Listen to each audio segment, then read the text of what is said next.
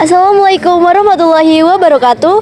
Kembali lagi bersama kami di Jurnalis SMK Negeri 1 Belado. Nah, teman-teman, di sini kami sudah bersama dengan guru tamu dari akuntansi dan dari perpajakan. Sebelumnya mohon maaf Bapak mengganggu waktunya sebentar. Boleh memperkenalkan diri dulu nih Pak? Ya, nama saya Setio Purnomo. Kebetulan kami dari KPP Pratama Batang. Saya sebagai tenaga penyuluh di KPP Pratama Batang. Gitu, Mbak. Baik, langsung ke pertanyaannya saja ya Pak. Boleh. Untuk yang pertama, apakah ada jurusan yang dikhususkan agar kita itu bisa masuk ke kantor perpajakan Pak? Oke, Nanti kalau baik. sudah di dunia kerja. Di dunia kerja ya. Jadi untuk bisa masuk ke sebagai karyawan DJP ya. Jadi karyawan DJP itu ada beberapa cara. Yang pertama masuk di STAN atau kalau di sekarang PKN STAN ya. Iya. Itu untuk jalur yang beasiswa sekolah kedinasan.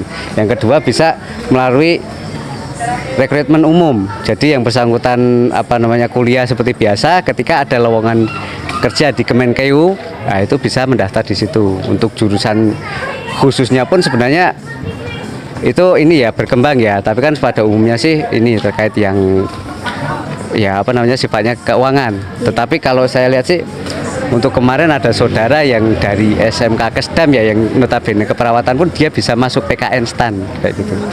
Berarti tidak ada jalur khusus, namun ada beberapa juga yang dari umum ya Pak Ya, ya. benar. Baik, untuk yang ketiga tadi kan sudah dijelaskan reformasi perpajakan Pak. Ya. Nah, contoh aksi nyata atau tindakan dari reformasi perpajakan itu apa saja sih Pak? Oke, reformasi perpajakan di sini kan untuk saat ini kita terkait sistem ya, sistem yang dulunya memakai yang lama, sekarang kita akan menjadi sistem inti aplikasi administrasi perpajakan yang nantinya langkah nyatanya yang mungkin bisa dilihat di masyarakat adalah nanti ketika itu sudah berjalan, fasilitas-fasilitas yang sebelumnya itu sifatnya masih online, masih offline, bisa diperoleh secara online untuk misalkan data wajib pajak yang bersangkutan, misalkan seperti itu.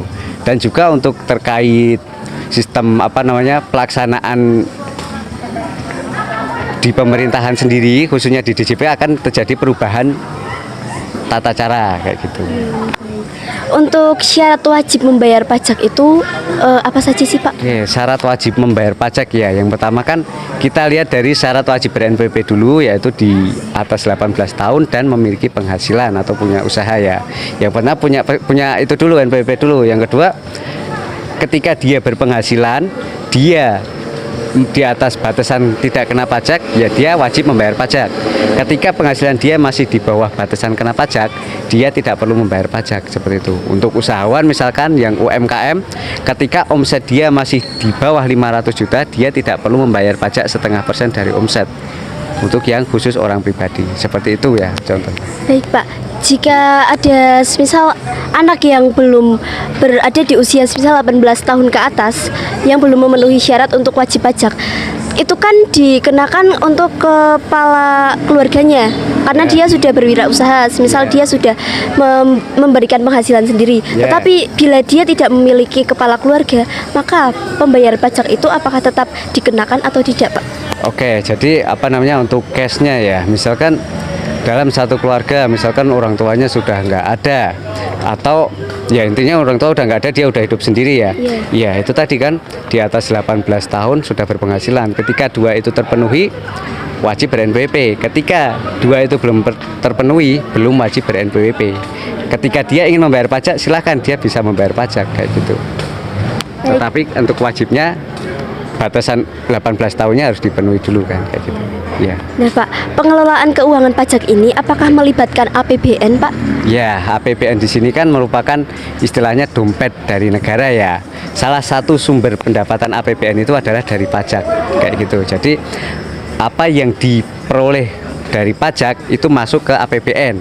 Dari segi pembayaran kan dia akan langsung dibayarkan melalui bank atau kantor pos ke kas negara, tidak ke kantor pajak. Itu akan langsung menjadi bagian dari APBN itu sendiri kayak gitu. Ya Pak, ketika pajak ini tidak memenuhi target, apa tindakan yang dilakukan dari DPJ Pak, DJP Pak? Jika tidak memenuhi target ya, di tahun ini misalkan tidak memenuhi target ya, tentunya kita akan melakukan evaluasi apa yang perlu diperbaiki, kita akan lakukan perbaikan seperti itu. Baik, ini pertanyaan yang terakhir ya Pak. Ya. Pertimbangan apa saja sih yang digunakan untuk membedakan sebuah nominal suatu pajak? Perbedaan yang digunakan untuk membedakan nominal suatu pajak ya. Jadi kan yang pertama kita lihat dari segi ketentuan. Ketentuan menentukan bahwa tarif pajak itu berupa persen. Jadi ketika menerapkan persen dikalikan dengan penghasilan, maka akan muncul nominal yang berbeda-beda antara penghasilan satu dengan yang lain yang tidak sama kayak gitu kan. Jadi secara otomatis karena perhitungan pajaknya dari persentase, nominal pajaknya akan berbeda sesuai dengan penghasilan yang dia peroleh. Seperti itu. Baik, terima kasih ya Pak atas waktunya. Ya, sama-sama. Dan teman-teman terima kasih yang sudah menonton dan mengikuti acara ini dari awal sampai akhir. Dan sampai jumpa. Wassalamualaikum warahmatullahi wabarakatuh. Waalaikumsalam warahmatullahi wabarakatuh. Terima kasih Pak. Iya, sama-sama.